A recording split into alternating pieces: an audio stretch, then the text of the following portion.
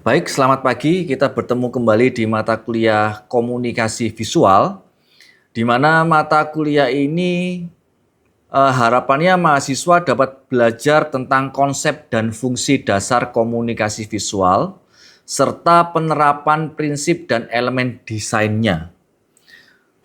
Selain itu, mata kuliah ini memberikan mahasiswa kemampuan analisis dampak etika dan isu kontemporer dalam praktik desain yang profesional dan bertanggung jawab.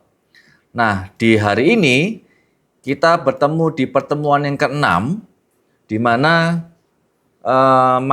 materinya adalah tentang dasar-dasar dan konteks komunikasi visual dalam peran dan fungsinya. Di mana juga nanti mahasiswa diharapkan mampu memberikan gambaran peran dan fungsi komunikasi visual dalam konteks bisnis. Tapi saya lihat pagi-pagi ini kalian kok lemas semua begitu ya. Saya ingin semangatnya dari kalian dan fokusnya ke saya gitu. Karena kalau pagi itu masih ngantuk gitu, terus kemudian di kelas pengennya tidur, jadi nggak fokus sama dosennya. Jadi saya pengen Anda bisa fokus ke saya, ya. Nah, untuk bisa fokus kita awali ikutin gerakan saya. Kalau ikutin saya dan ngikutin omongannya jadinya salah gitu. Sekali lagi ya, pegang rambut, bibir, mata, hidung, mulut. Ya, tapi sebagian besar sudah mulai fokus, sudah sebagian besar sudah benar. Kasih aplaus buat kalian semua. Sudah mulai fokus, ya. Kalau sudah bisa fokus, berarti sudah bisa fokus ke Pak Diki sama materinya hari ini, ya. Saya ulangi lagi, materi hari ini adalah pertemuan ke-6 mengenai komunikasi visual dalam konteks bisnis. Komunikasi visual di dalam bisnis itu hubungannya bagaimana ya? Gitu. Baik, saya akan mencoba untuk berinteraksi dengan Anda. Ini adalah hubungannya dengan cowok sama cewek, ya, cowok sama cewek. Nah, saya tanya yang cewek dulu nih. Saya tanya yang cewek dulu. Namanya siapa? Michelle, ya. Pak Diki bertanya ke Michelle. Michelle, kalau lihat lawan jenis, gitu ya, suka itu pertama kali apanya nih? Yang dilihat? Mukanya. Oke, mukanya. Yang lain mungkin cewek. Alex? Matanya, oke. Muka sama mata sama nggak ya? Mata itu ada di muka, gitu ya. Berarti kalau muka, Michelle ya, muka berarti semuanya ya, matanya, hidungnya, gitu ya. Tapi kalau Alex lebih spesifik, saya suka matanya, Mbak. Konsumen kalau melihat sebuah perusahaan, ya, nomor satu memang visualnya. Jadi andai kata kalau ini adalah perusahaan sama konsumen, itu memang nomor satu adalah visualnya, ya, benar. Jadi kalau mau lihat lawan jenisnya itu sebenarnya bukan wajahnya, tapi fisik. Fisik itu salah satunya adalah wajah. Gitu. Nah, kalau perusahaan, konsumen itu lihat perusahaan itu pertama lihat ada fisiknya dulu. Fisiknya itu contohnya adalah logo. Betul ya? Terus kemudian media sosialnya. Sebelum tahu kantornya, itu tahu media sosialnya dulu. Tahu websitenya dulu, tahu logonya dulu. Tahu packaging, ya, jadi visualnya. Sampai sini jelas? Ada yang mau bertanya? Belum ada? Belum. Lanjut. Kedua, kalau sudah, balik lagi ke Michelle nih. Michelle, kalau sudah lihat wajahnya begitu ya, wah, wajahnya ganteng, gitu. Terus berikutnya yang Anda nilai dari seorang cowok untuk cowok ini mendekati Michelle nih. Nomor satu, wajahnya sudah ganteng sesuai kriteria. Terus kedua yang dilihat apanya nih Michelle? Tingkahnya. Tingkahnya kayak gimana?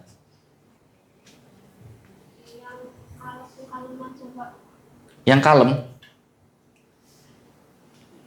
Yang kalem. Oh, oke. Ternyata yang kedua itu adalah komunikasinya dulu. Jadi kalau cowok deketin Michelle nih, pasti tukar nomor WA dulu, tanya IG-nya dulu, gitu ya. Dari situ nanti berkomunikasi, telepon-teleponan, gitu ya, chatting-chattingan, gitu. Nah, setelah berkomunikasi lancar, baru bisa dilanjutkan. Bisa dilanjutkan itu maksudnya ketika chatting, Michelle, mau enggak nanti habis kelasnya Pak Deki kita makan siang? Nah, itu namanya yang tadi apa? Tadi kamu ngomong apa?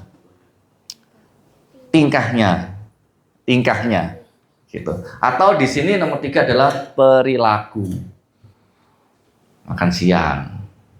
Kamu nilai nggak ngajak makan siangnya kemana? Maksudnya kamu mau menerima cowok itu dinilai dari ngajak makan siangnya kemana nggak? Oh enggak, wah baik sekali kamu ya. Mungkin ada juga yang menilai kalau ngajak ke kantin aja mah, ya. Tapi kalau ada yang ngajak ke restoran, wah, gitu. Itu juga bisa menjadi penilaian, begitu ya. Sama dengan perusahaan juga. Ketika kita secara visual sudah nemu websitenya atau Instagramnya, ya visualnya, kita mencoba untuk kontak, berkomunikasi sama perusahaan. Kontak berkomunikasi dengan perusahaan. Nah, kalau berkomunikasi dengan perusahaan yang baik, nanti perilakunya bagaimana ya dengan kita? Apakah pelayanannya baik? Apakah kita dicuekin sebagai customer? Contohnya, kita beli produk, kemudian produknya itu rusak. Kita komplain. Kita kan coba berkomunikasi nih, komplain. Kita komplain, nah responnya dia, perilakunya dia ke kita ini, itu baik atau enggak? Oh iya, Pak Deki, kami tukar yang baru. Oh iya Pak Deki, kami tukar yang baru, dan untuk menutupi kekecewaannya Pak Deki, saya kasih bonus 1 lagi produknya. Nah itu perilaku kan beda ya.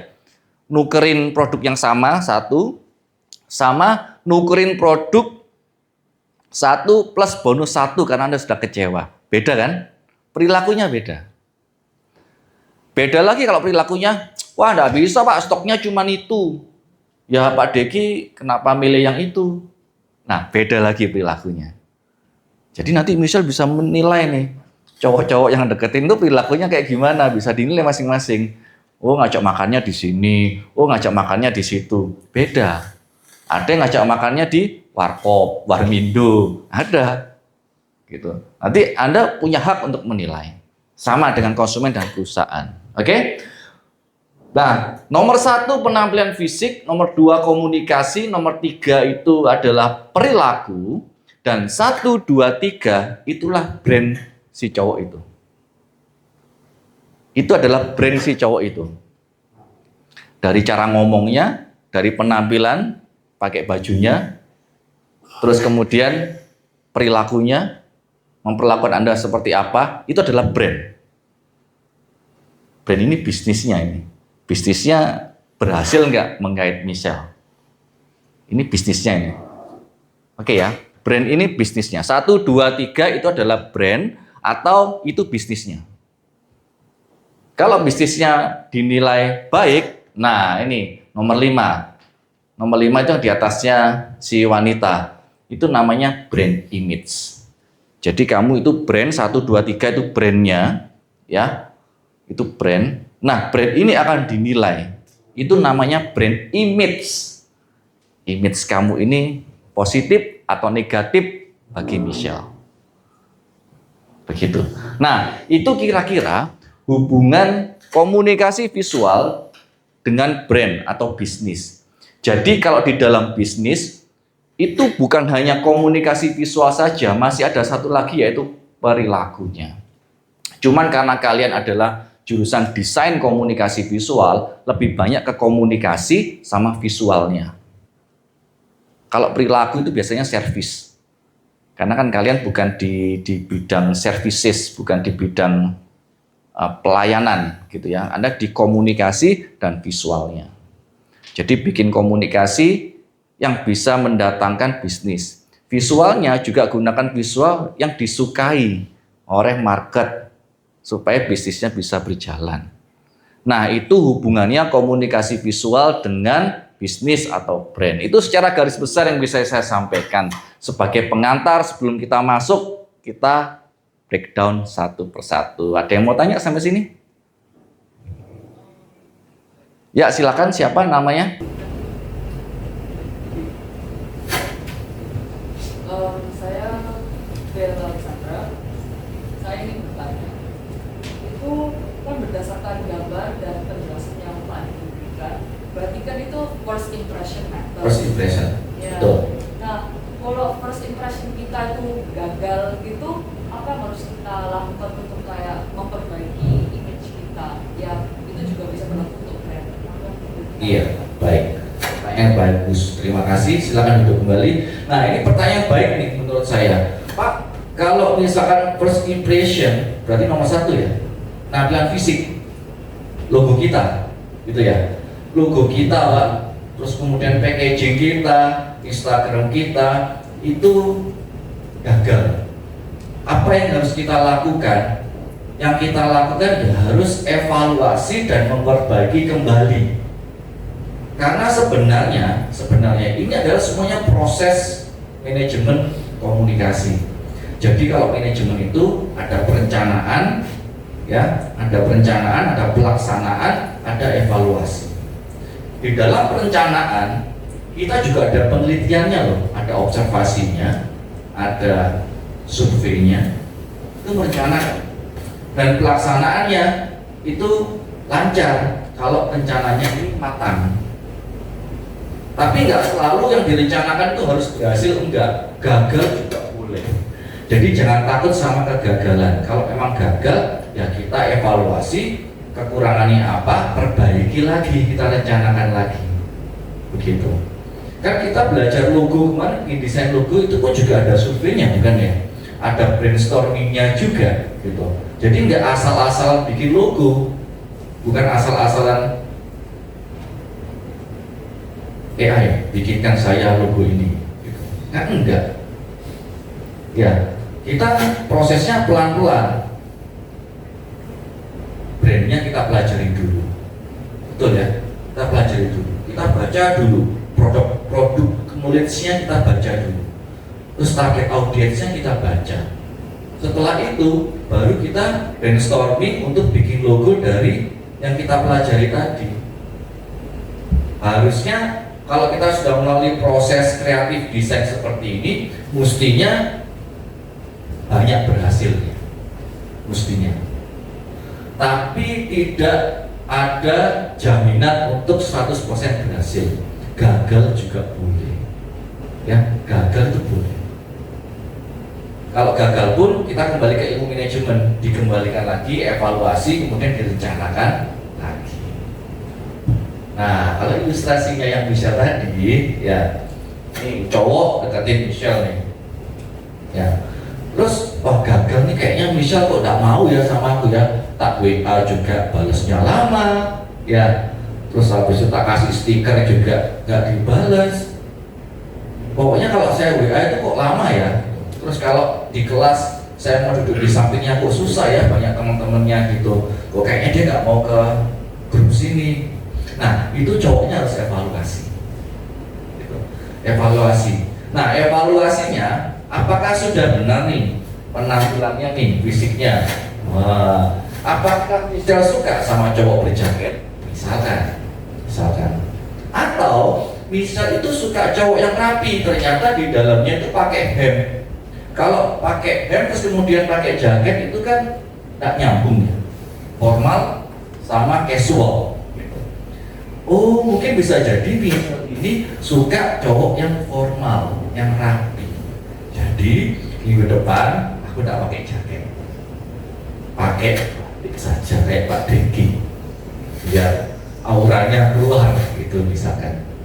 Ya, nah itu evaluasi.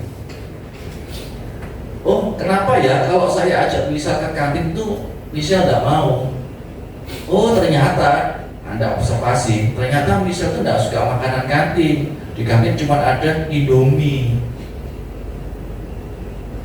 ternyata Michelle ini, Anda cari informasi ke teman-temannya, Michelle ini ternyata suka makanan sehat gitu. Jadi dirubah rencananya lagi, yang rencana mau ngajak kantin dirubah, ganti ke restoran yang sehat, misalkan begitu ya.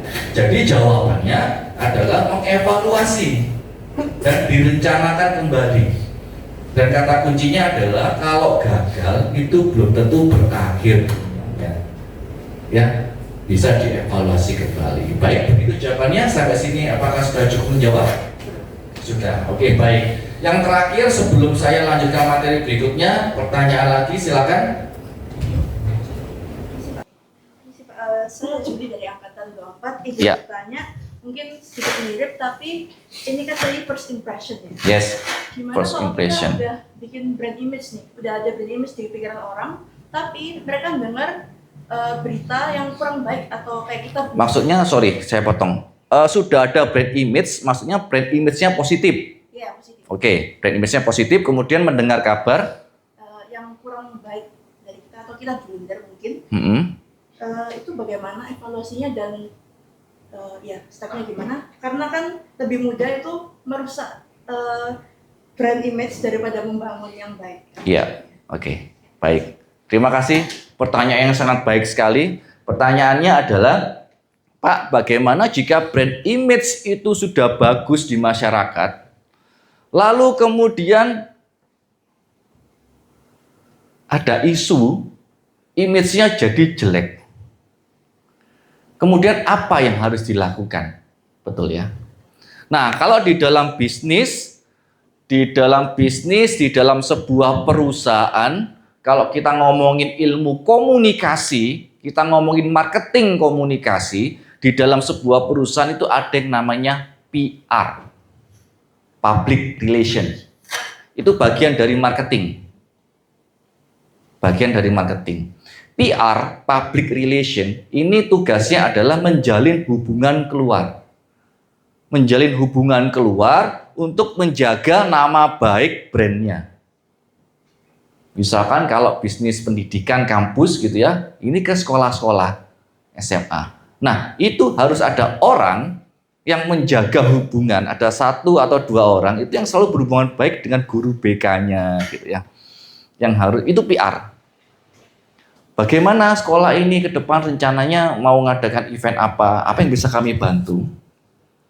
Oh, itu image-nya jadi bagus. Wah, kampus ini kok perhatian ya sama kita, gitu. Nah, ketika ada isu kemudian jatuh image-nya, itu tugasnya PR untuk mengklarifikasi keluar. Apakah itu benar atau salah? Langkah pertama adalah mengklarifikasi supaya isunya itu redam dulu. Ya, isunya redam dulu. Tapi di belakang itu perusahaan biasanya adalah mengevaluasi, ya, melakukan observasi, bingung gitu. Tapi untuk menetralisir itu semua, PR-nya harus ngomong dulu. Enggak ada apa-apa. Aman. Saya ambil contoh brand Sari Roti. Saya sudah pernah cerita belum ya? Brand Sari Roti. Oh, itu lagi naik daun waktu itu. Saya biasanya beli roti itu Susana. Terus apa itu merek-merek apa itu ya. Tapi ketika ada Sari Roti lewat di depan rumah, terus kemudian di Indomaret, Alfamart tuh banyak banget Sari Roti itu naik daun. Sekitar Sari Roti habis berdiri sekitar setahun 2 tahun, ya setahun 2 tahun dia naik daun. Mungkin Anda pernah dengar atau enggak? Ada isu. Isunya adalah roti itu pakai bahan pengawet mayat. Itu beneran ada isunya keluar. Saya nggak tahu isu itu dibuat oleh kompetitor atau memang benar adanya, saya nggak tahu. Tapi itu cukup memukul Sari Roti. Dengan penjualannya yang sudah mulai naik, komunikasinya baik ke masyarakat, ya brandingnya udah mulai naik, tiba-tiba jatuh kena isu itu. Nah, itu yang maju duluan PR-nya. PR-nya maju, Terus kemudian akhirnya Sari Roti ini bikin pabrik, ya, pabriknya terbuka. Jadi bikin pabrik itu ada di lantai, ada lantai 2-nya kaca gitu, ada tangga, dan ternyata itu boleh masyarakat umum datang untuk melihat proses dari bahan mentah sampai jadi roti. DKV SCTS kalau mau jalan-jalan ke Sari Roti juga boleh. Ke siapa ya? Pak Julius atau ke siapa gitu? Pernah? Pernah ke Sari Roti? Oh belum, saya yang pernah.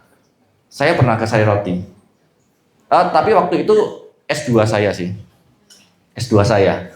Jadi saya sebagai mahasiswa ke pabrik Sari Roti, kami mahasiswa didampingi oleh dosen melihat proses. Terus kami masuk ke ruang teater seperti ini, ada videonya dijelaskan. Nah, itu adalah salah satu bentuk solusi yang dilakukan oleh Sari Roti. Kami tidak ada bahan pengawet mayat buat mumi, nggak ada.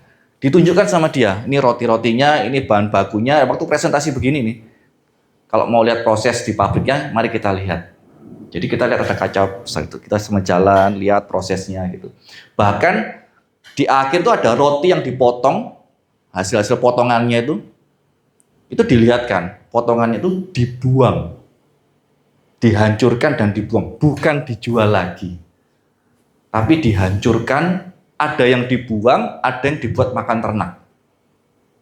Sampai sampahnya itu pun dimanfaatkan. Begitu. Jadi solusinya ya gitu. Pertama harus ada PR. PR untuk yang ngademin dulu.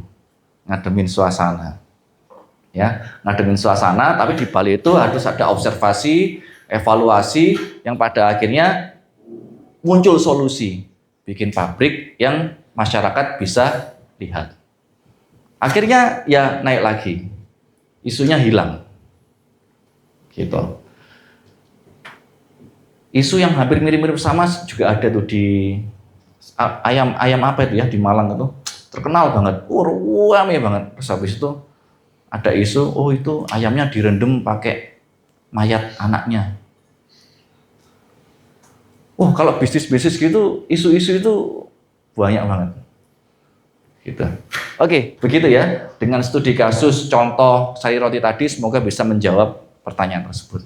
Oke, baik begitu ya. Oke, yang terakhir mungkin ada satu lagi.